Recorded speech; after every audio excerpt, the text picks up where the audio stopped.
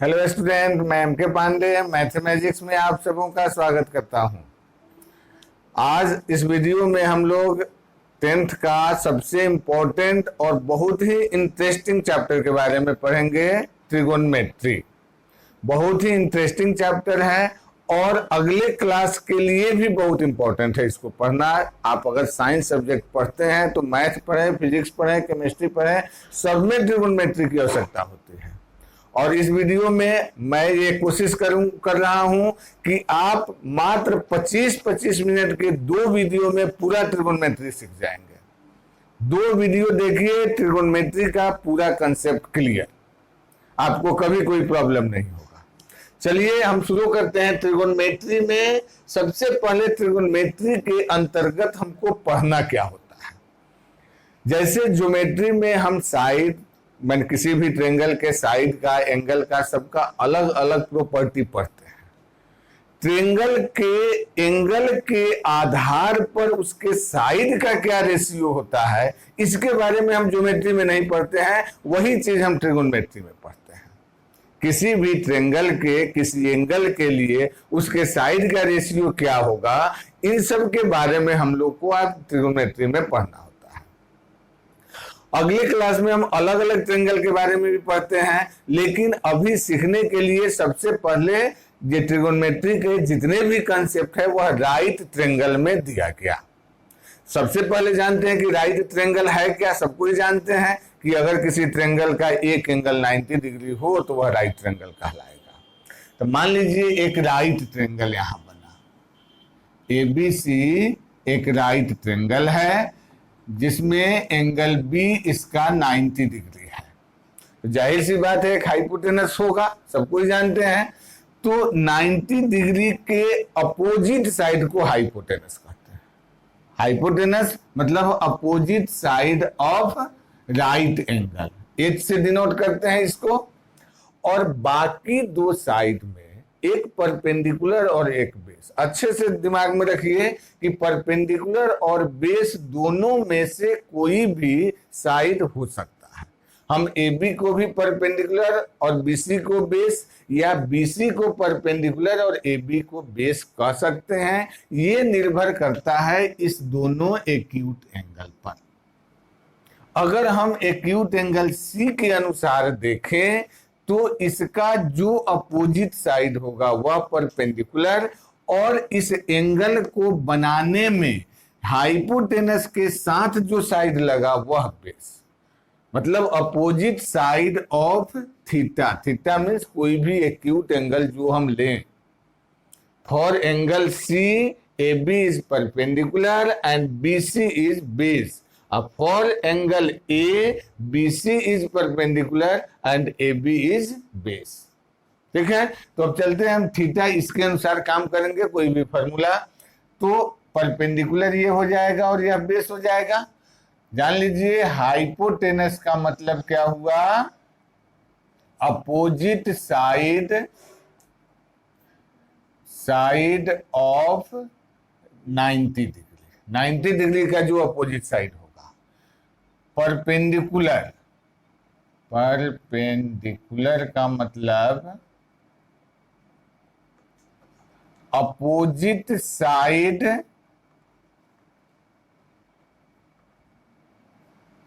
Of theta, means acute angle, जिस acute angle के लिए ले रहे हैं। और बेस का मतलब हुआ adjacent side of theta, adjacent side of theta, यानी परपेंडिकुलर हाइपोटेनस छांटने के बाद जो बच गया वह बेस हो गया। चलिए, तो परपेंडिकुलर, बेस और हाइपोटेनस आसानी से पहचान लेंगे आप किसी भी राइट ट्रायंगल में। उसके बाद पाइथागोरस थ्योरम हम जानते हैं कि परपेंडिकुलर, बेस और हाइपोटेनस का रिलेशन क्या होता है। यह रिलेशन क्या हुआ, जानते हैं कि H² equal P² plus B²।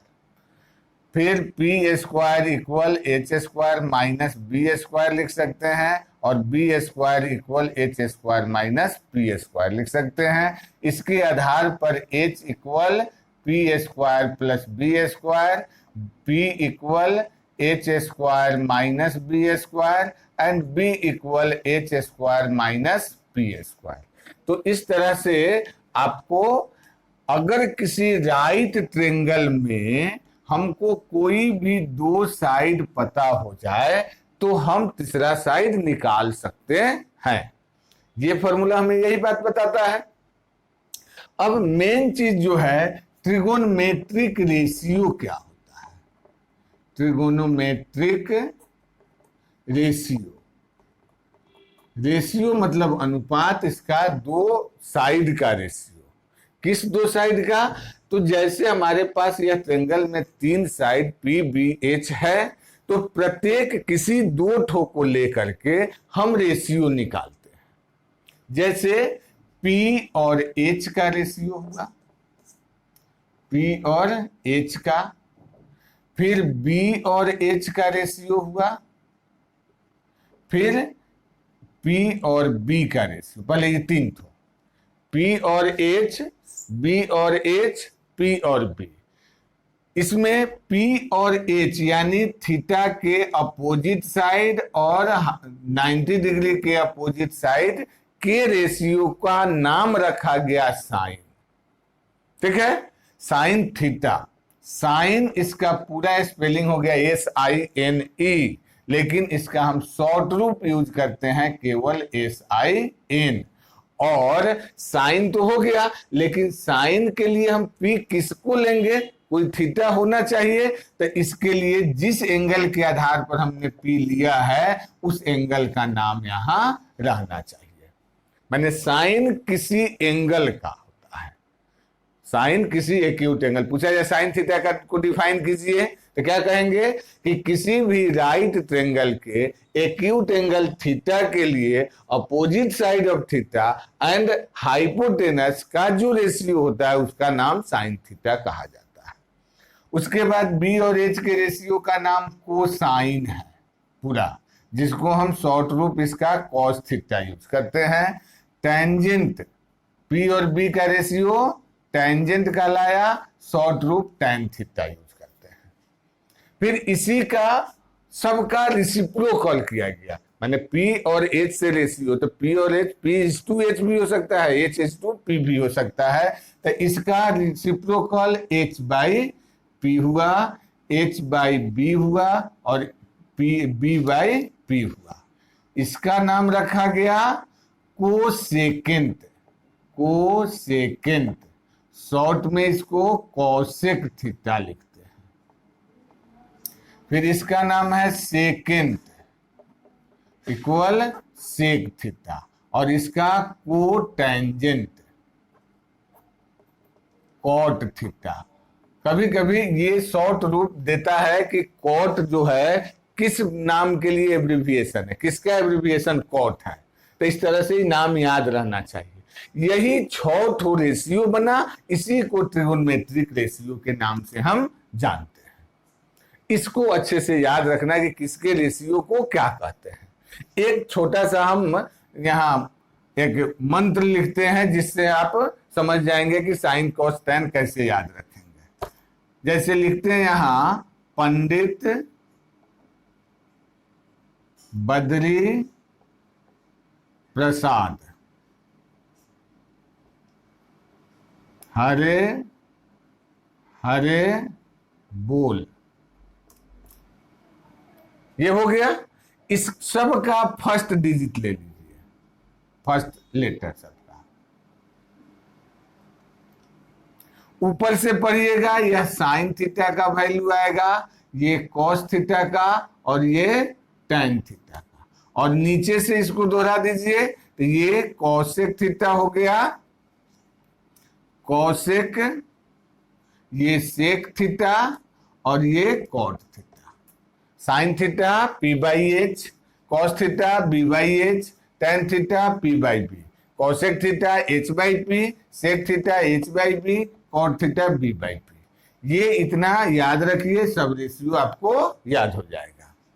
यानी साइन थीटा का रेसिप्रोकल कॉसेक थीटा हुआ, कॉस थीटा का रेसिप्रोकल सेक थीटा हुआ और टैन थीटा का रेसिप्रोकल कॉट थीटा हुआ।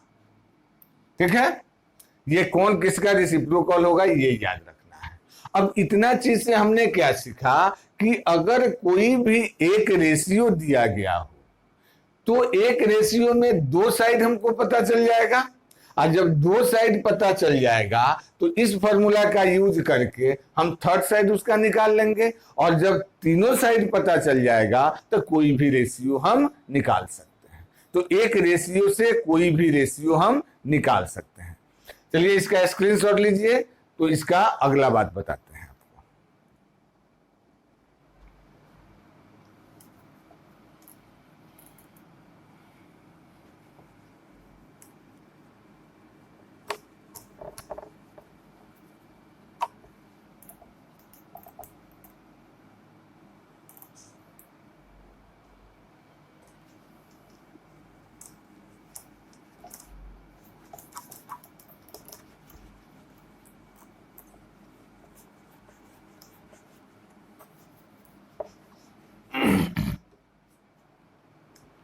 हाँ, अब है क्या हमने सीख लिया कितना कि साइन थीटा को P बटा H का रेशियो होता है, cos theta B by H, B और H का रेशियो, टेन थीटा P और B का रेशियो, साइन का उल्टा cosec theta H by P हो गया, sec theta H by B हो गया, और cot theta B by P हो गया।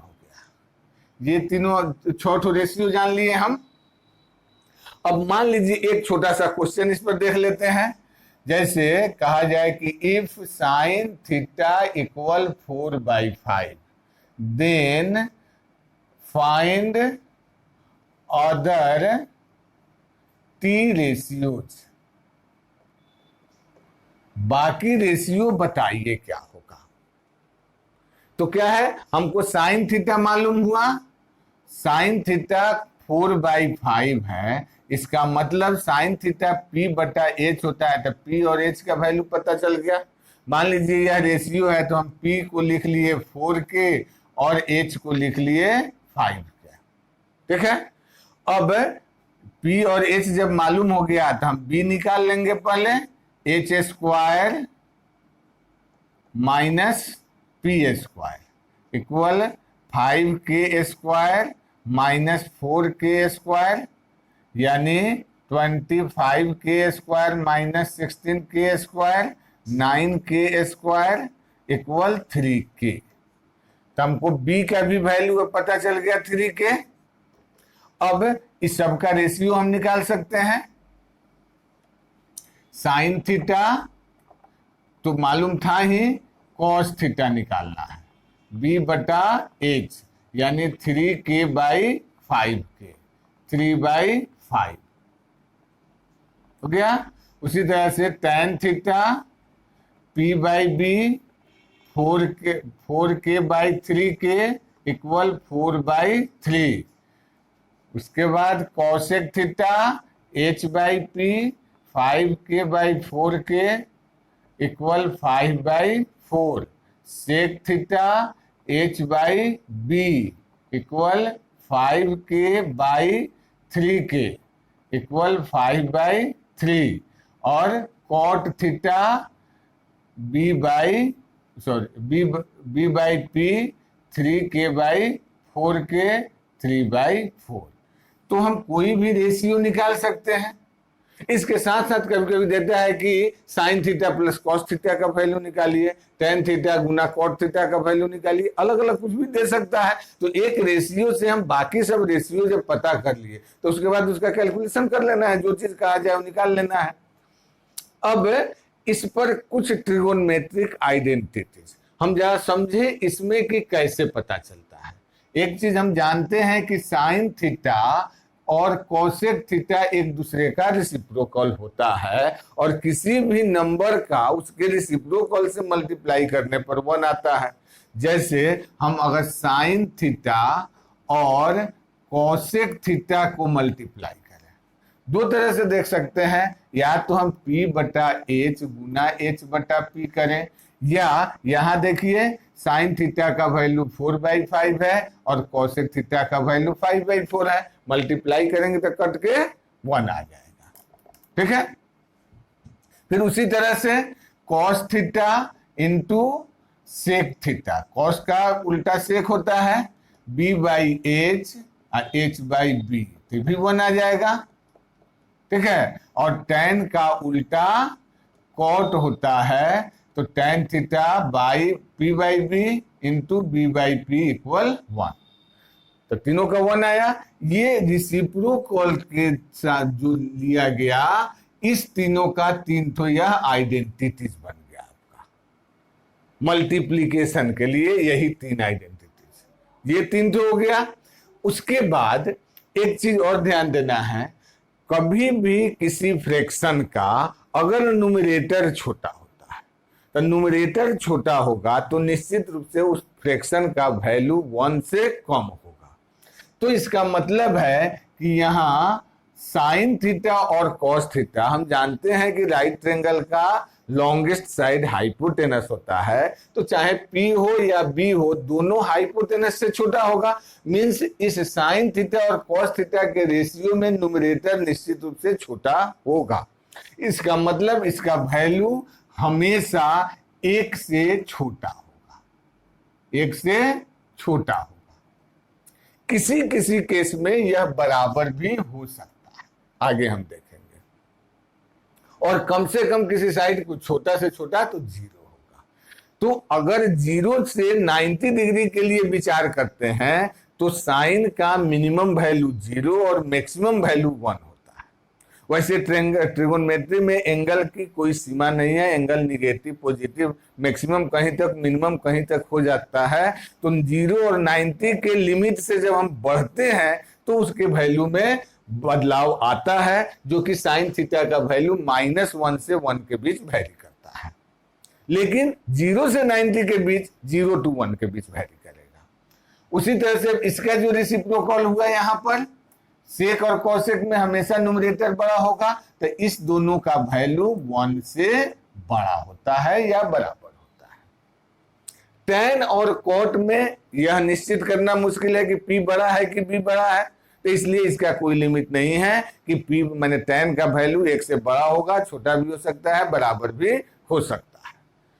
ठीक है, तो अब हम लेना है इसके बाद प्लस के लिए एक आइडेंटिटी बनाया गया, किसका, तो जिसका न्यूमरेटर डिनोमिनेटर सेम है, यानी कॉस का h है, साइन का भी h है, डिनोमिनेटर बराबर है, तो इस दोनों का वैल्यू 1 से छोटा होता है, तो इसके स्क्वायर को जोड़ के देखा गया। जैसे देखते हैं यहाँ कि साइन स्क्वायर थीटा और कॉस स्क्वायर थीटा को जोड़े, तो साइन का वैल्यू P/h, तो P² और B² एलसीएम हो गया h², ऊपर P² प्लस B², और हम जानते हैं कि P² प्लस B² बराबर h² होता है, इसलिए h² यानी 1।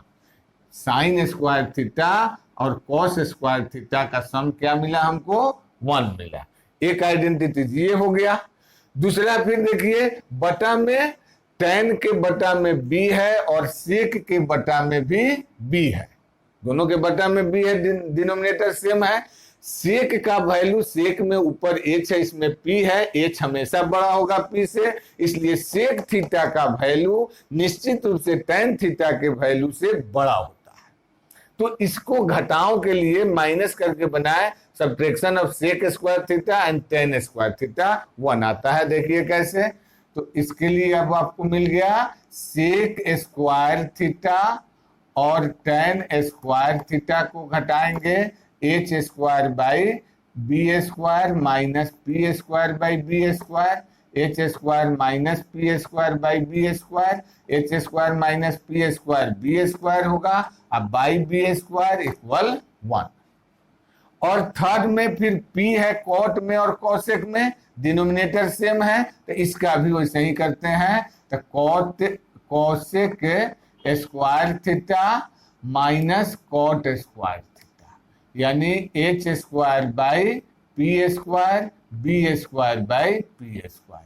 P² LCM h² minus b² equal P² P² 1। तो ये दो आइडेंटिटीज हमको मिला इसका वैल्यू 1 आया, इसका वैल्यू 1 आया, ये दोनों आइडेंटिटीज माइनस के लिए मिला, और इसका वैल्यू 1 आया, यह आइडेंटिटीज हमको प्लस के लिए मिला, और 3 तो मल्टीप्लाई के लिए। फिर एक आइडेंटिटीज अगर हम साइन थीटा में कॉस थीटा से डिवाइड करें तो P by H by B by H cut जाएगा, यानी आया P बाई बी यानी टेन थीटा। तो साइन थीटा और कॉस थीटा को डिवाइड करने पर आता है टेन थीटा, और इसी को जब उल्टा कर देंगे रेसिप्रोकल हो गया इसका, तो टेन का भी रेसिप्रोकल आ जाएगा क्या, कॉट थीटा। बस इतना ही ट्रिगोनोमेट्रिक आइडेंटिटीज पर टोटल ट्रिगोनोमेट्रिक आइडेंटिटी प्रूफ होता है। जितना आपको पढ़ना है सब इतना ही, मात्र 3 यह, 1 4 और 3 तो ये, मात्र 7 आइडेंटिटीज। अब इन सबको हम एक साथ आइडेंटिटीज को लिख देते हैं। बात समझ में आ गई सब? इसका स्क्रीनशॉट लीजिए तो बताते हैं आइडेंटिटीज एक साथ लिख के।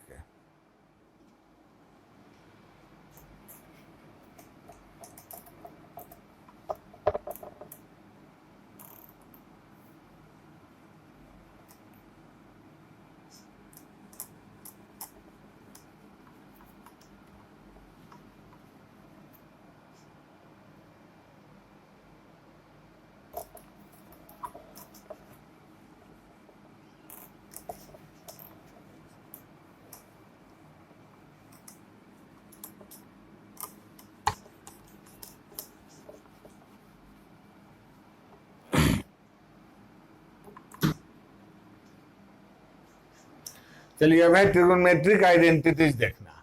अभी बताया 7 होता है। 1 नंबर में sine theta into cos theta equal 1।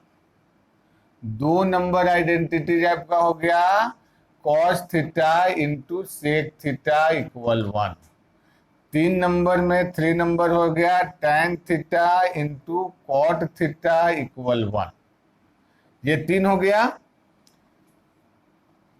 4 number है sine square theta plus cos square theta equal 1।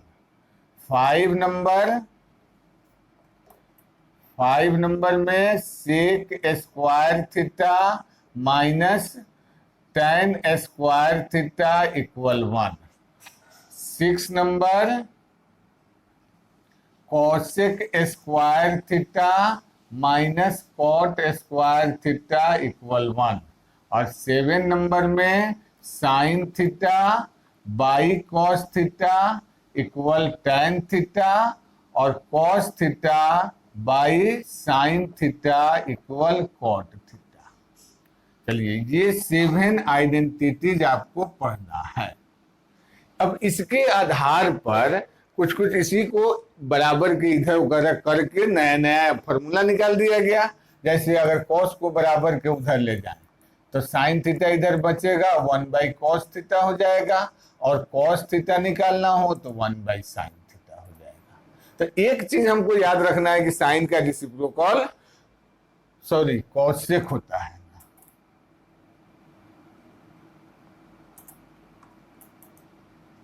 Cosec theta, ये cosec theta equal 1 by sine theta. ठीक है। फिर तो ये साइन का रेसिप्रोकल हो गया कॉसेक, इन दोनों का गुणनफल 1 हो गया। फिर कॉस का सेक होता है तो कॉस और सेक का प्रोडक्ट 1 हुआ, और कॉस थीटा को हम लिख सकते हैं 1 बाई सेक थीटा, और टेन थीटा सेक थीटा को लिख सकते हैं 1 बाई कॉस थीटा। ये एक हो गया। टैन थीटा को लिख सकते हैं 1 बाई कॉट थीटा, और कॉट थीटा को लिख सकते हैं 1 बाई टैन थीटा।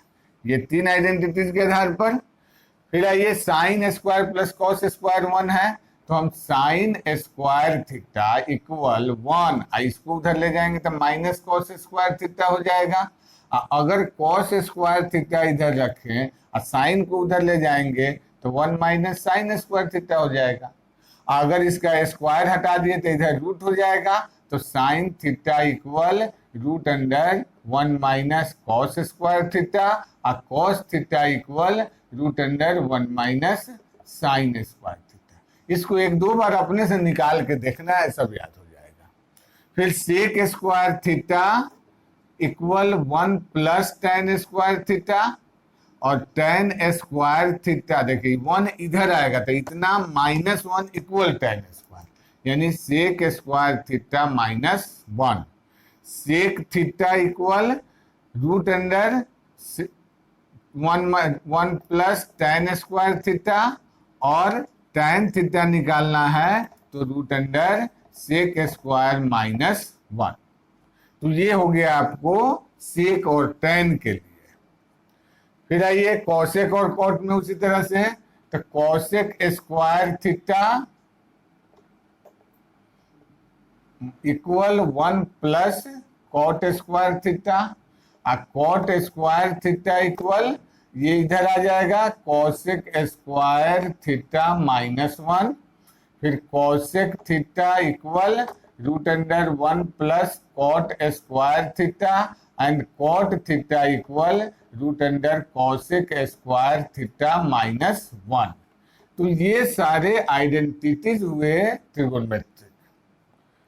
अब केवल समझा दिए, उसको याद रखिएगा कौन किसके साथ लेना है, तो बाकी काम हम अपने से निकाल के कर सकते हैं और वैसे निकाल के कीजिएगा तो वो आसान लगेगा याद रखने में।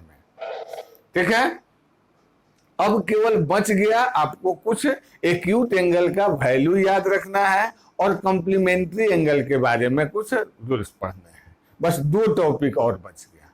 अब इस वीडियो में आज इतना ही है। अगले वीडियो में बस 2 चीज और बताना है, बस इतना से कम ही समय लगेगा और इतना देर में आप ट्रिगोनोमेट्री को अच्छे से कर सकते हैं। आपका काम है कि इसके आधार पर फर्स्ट एक्सरसाइज है, आइडेंटिटीज के आधार पर फर्स्ट एक्सरसाइज या एक लास्ट एक्सरसाइज यूनिट, माने इस ट्रिगोनोमेट्रिक यूनिट का।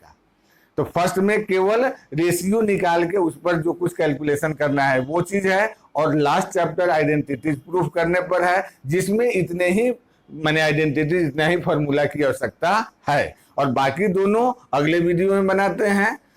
वीडियो लाइक कीजिए, शेयर कीजिए और सब्सक्राइब कीजिए। साथ बने रहिए, हम आपके साथ हमेशा हैं। हम हर आपके प्रॉब्लम के लिए साथ हैं। जैसा आपको प्रॉब्लम होगा, जैसा दिक्कत हो, कमेंट सेक्शन में जरूर डालिए। तब तक के लिए धन्यवाद।